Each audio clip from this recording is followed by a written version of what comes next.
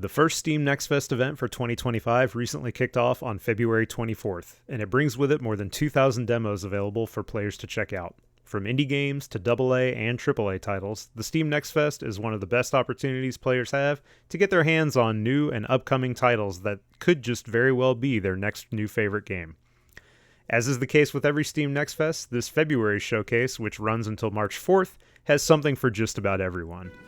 After spending a full day combing through the Steam Next Fest demo listings and playing roughly 60 different games, 20 of these titles stood out as experiences that players should try as soon as possible. But while these 20 games are the highlights of the Steam Next Fest, they're in no way an exhaustive list of all the games worth checking out. Aside from these noteworthy entries, we encourage spending some time playing through the hundreds of other promising titles that are available to sample before the event ends on March 4th. So with that out of the way, let's take a look at our 20 highlights from the February 2025 Steam Next Fest. I'm a massive fan of the survivor-like subgenre of action roguelikes, and I played about 7 or 8 different survivor-like bullet heaven games this Steam Next Fest. But the only one that really stood out to me as one that fans should stand up and take notice of is Tower of Babel: Survivors of Chaos.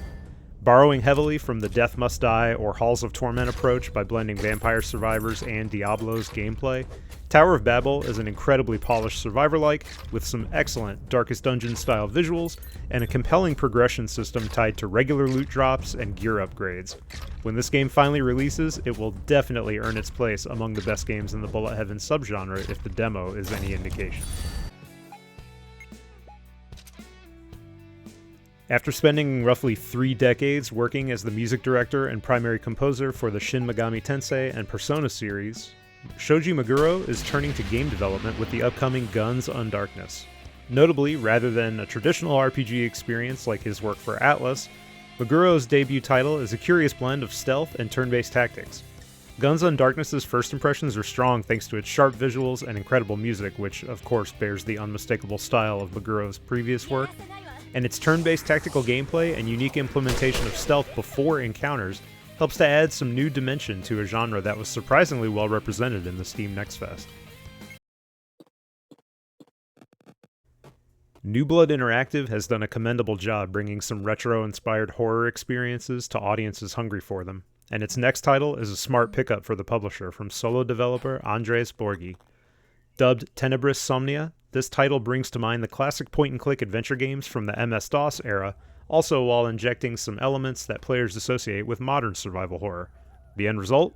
Tenebris Somnia is heavy on puzzles and atmosphere, and just the small slice of gameplay on offer in the demo is enough to have me incredibly excited about the full release.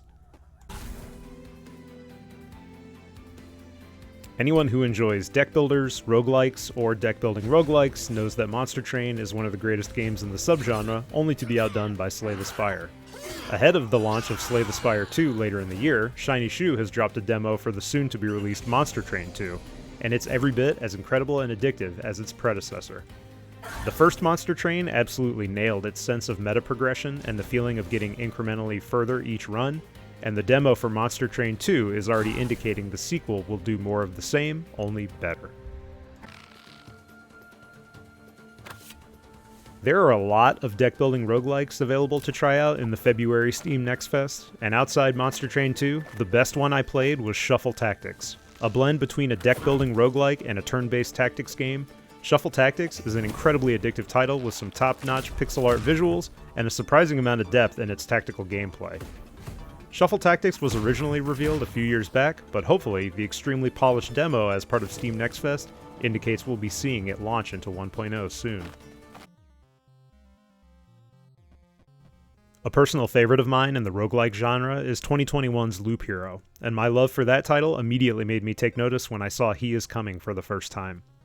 While He Is Coming is another roguelike auto-battler like Loop Hero, it gives players the freedom to explore a vast and branching world map to uncover upgrades, improve their character, and defeat enemies. Essentially, He Is Coming is Loop Hero without the loop. The game features a full day-night cycle just like Loop Hero, where increasingly powerful boss enemies come at night to try and thwart the player's progress, and the in-game timer affects how much visibility players have based on the available sunlight. He is Cummings' retro-styled visuals and similarly effective music call to mind the classic CRPGs of the 1980s, and it should definitely be on the radar of anyone else who enjoyed Loop Hero.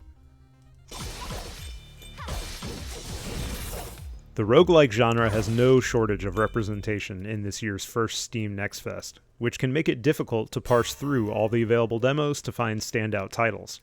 One game that immediately jumped out at me thanks to Steam's recommendation is Starfire. Starfire is like a cross between Hades and an old-school beat-em-up, switching the isometric viewpoint of similar action roguelikes for a traditional side-scrolling one that focuses primarily on hand-to-hand combat. And like Hades, Starfire features some excellent visuals and satisfying combat that make each run more thrilling than the last. One of the more surprising standout demos from this year's Steam Next Fest is ZPF, a new shooting game developed for the Sega Genesis by a team of veteran developers who worked on the classic title Tanzer. There are a few stages available in the demo, each of which features some stunning background and enemy designs while also retaining the era-appropriate visuals and music that call to mind the best shmups in the Genesis library. During my time with the demo, I made sure to try out each of the 3 available ships, and they surprisingly handle vastly differently from one another and feature some varied weaponry that gives each one its own pros and cons for use. A lot of modern shmups claim to be inspired by the classics, but few are as authentic as ZPF.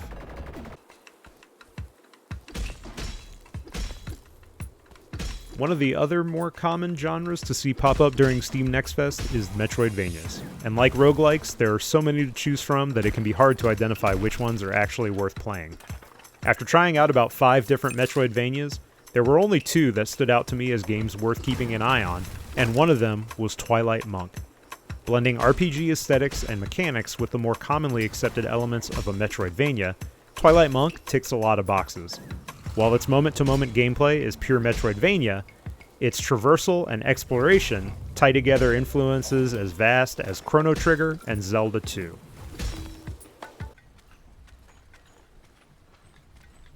Every once in a while, you come across a game that, in terms of its gameplay, might not resonate with you, but its narrative, atmosphere, and presentation are so evocative as to stick with you long after you put it down. For this February's Steam Next Fest event, that game for me was Acorn Bringers of Love and Eternity, a deeply heartfelt tale about loss, grieving, and acceptance that also happens to look like a highly stylized PS1 version of Dark Souls.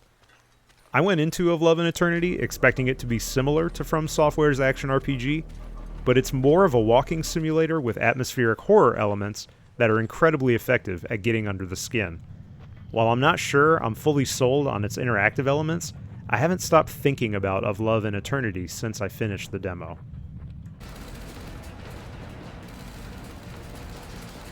In the wake of Twisted Metal going by the wayside, we simply don't get enough car combat games, so it's nice to see a title like FUMES pop up in the Steam Next Fest.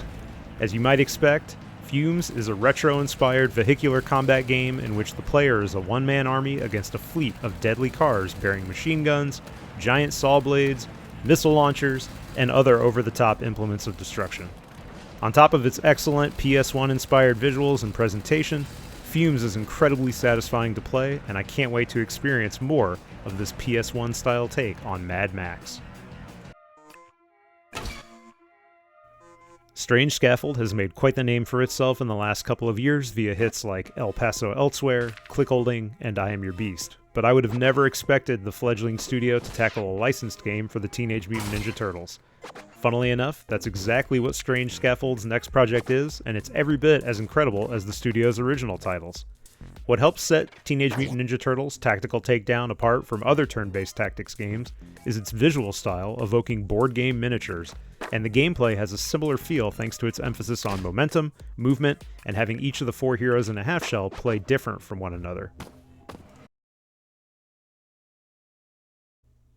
The ongoing renaissance of the Game Boy Color via the homebrew scene has led to a small handful of indie developers making games that use the same visual style and aesthetic. One of the more promising titles in this group is Desert Cuckoo's Isle of Reveries. A Zelda-like in every sense of the term, Isle of Reveries' gameplay and visuals are clearly indebted to The Legend of Zelda: Link's Awakening. But its heartfelt narrative, seemingly about a brother making a pilgrimage to wish for his deceased brother's return, gives the excellent gameplay a strong emotional core that actually makes it more effective at evoking Legend of Zelda than a lot of other titles that claim to be Zelda-likes. One of the most pleasant surprises from this February's Steam Next Fest was to see that Studio Koba was back at it again, following up its excellent Narita Boy with the upcoming Haneda Girl. While Narita Boy focused primarily on vibes, atmosphere, and story more than its gameplay, Haneda Girl is an airtight action platformer and shooter hybrid with some surprisingly snappy combat and movement that only becomes more and more addictive as you play. There are elements of twitch and precision platformers like N+ and Celeste in Haneda Girl, but the addition of some swift and fluid combat elevates this upcoming title to be something all its own. While it doesn't have a set release date yet beyond Q2 2025, Haneda Girl's demo positions it as one of the best indie games of the year. The best Metroidvania I played as part of the Steam Next Fest is Eden's Guardian. Eden's Guardian has long been high up on many Metroidvania fans' wish lists, but we finally have a playable demo to vindicate the substantial hype that the game has received ahead of its release. While there's not much present in the demo in terms of story, Eden's Guardian's combat and visuals immediately call to mind Blasphemous, except at a much more quickened pace. Many modern Metroidvanias pull liberally from Team Cherry's Hollow Knight, but it's about time we see more Blasphemous-likes, and Eden's Guardian is already nailing both its combat and platforming to be one of the best games in the Metroidvania subgenre, like the game it so clearly takes inspiration from. I've had my eye on Scarlet Lake for quite some time, but it only just recently got a playable demo as part of Steam Next Fest. Similar to games like Crow Country or Signalis, Scarlet Lake is a retro-styled survival horror game that evokes both the presentation and mechanics of the genre's origins and heyday on the PS1. And its atmosphere and gameplay are both top-notch and equally as authentic as the aforementioned indie darlings. In terms of its story, Scarlet Lake sees players take on the role of a man whose wife has gone missing in a strange, walled-off compound under the control of a mysterious corporation. And the demo pulls no punches when it comes to dropping players right into the mystery and suspense. While its gameplay seemingly needs a little bit more polish before it's ready for release, especially where aiming is concerned, Scarlet Lake is shaping up to be right up the alley of anyone who enjoys retro survival horror. Devolver Digital is one of a handful of indie publishers who seem to have the Midas touch when it comes to identifying hits, and Shotgun Copman is set to only continue that streak if its demo is indicative of the full game. Coming from the same developer as another Devolver Digital title, 2019's excellent My Friend Pedro, Shotgun Copman is a precision action platformer that forces the player to use guns to jump, hover, and traverse gaps, creating an interesting and addictive blend between traversal and combat that, once it clicks, is almost impossible to put down. To think of Shotgun Copman as My Friend Pedro meets Celeste is not too far off, and its bonkers visuals and bumping soundtrack have a surprising amount in common with a Suda51 title. For years, I've imagined a dream game in which someone combined the zombie-slaying survival horror of the original Resident Evil trilogy with the gameplay mechanics of a turn-based tactical RPG. Miraculously, someone else must have had the same vision, and they've gone and made it a reality with Vultures, Scavengers of Death. As a solo operative dispatched into a city where a zombie outbreak has decimated the populace, you must investigate a dilapidated police station while combating hordes of zombies. But instead of dispatching these undead threats using real-time third-person shooting, Vulture structures its action using turn-based tactics, requiring players to consider distance and positioning while managing a limited ammo supply and overwhelming odds. For anyone who enjoys old-school Resident Evil and turn-based tactics games, Vultures is a must. The first Solasta was an excellent RPG that was somewhat held back by its budget presentation, but Tactical Adventures is pulling out all the stops for the sequel. Not only is Solasta II one of the best playing games I experienced from the Steam Next Fest, it's also one of the best looking. Solasta II is punching well above its weight in terms of its visuals and presentation, sharing more in common with AAA RPGs like Baldur's Gate 3 than its predecessor. Similarly, the turn-based tactical combat has been finely tuned in the sequel to be an even better version of an already impressive combat model from the first Solasta.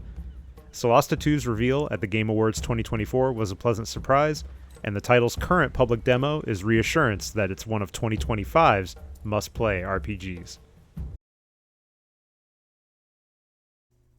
I played through more than 60 demos during this February Steam Next Fest, and the absolute best one that I played was 100 Line Last Defense Academy.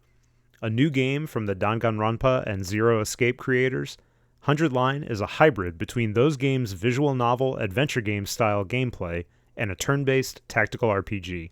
It's a combination that works so well that it hooked me from just the first few minutes. Like the Danganronpa games, the crux of 100 Line is its story, characters, and top-notch writing and voice acting, which make the segments between each turn-based battle just as engaging as the fights themselves. There were only a small handful of demos that absolutely floored me, but 100 Line was one of them, and I cannot wait until the game's full release in April.